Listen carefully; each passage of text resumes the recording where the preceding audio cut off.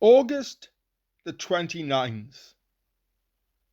Unafraid to think. You shall love the Lord your God with all your mind. Matthew chapter 22, verse 37. When Christ enjoins us, as part of the first commandment, to love God with all our minds, he is telling us to use our minds, not merely to study biblical doctrine by itself in a vacuum, as it were, but to apply that doctrine to the facts of God's world as we know them, so that we may interpret them rightly and, in all things, discern the mind and will of God. Christians are forbidden to lose interest in God's world.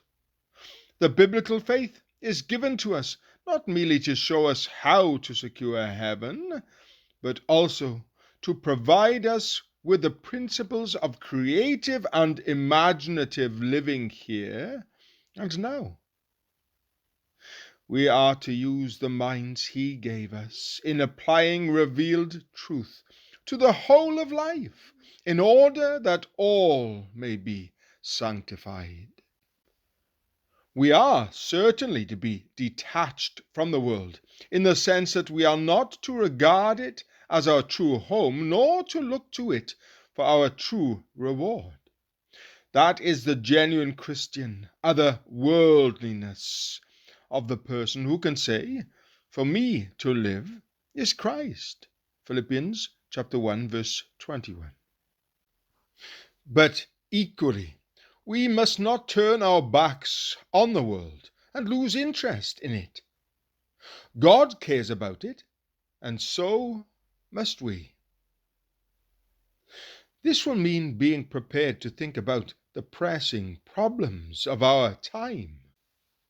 Race relations, industrial relations, the world food supply, and the threat of nuclear war. It will also mean that as we seek to win others for Christ, we need to face their individual difficulties.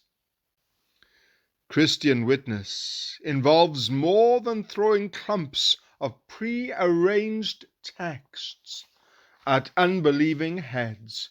It means sitting down beside those whom we want to help and thinking through their problems with them. Am I prepared to love God with my mind in these ways?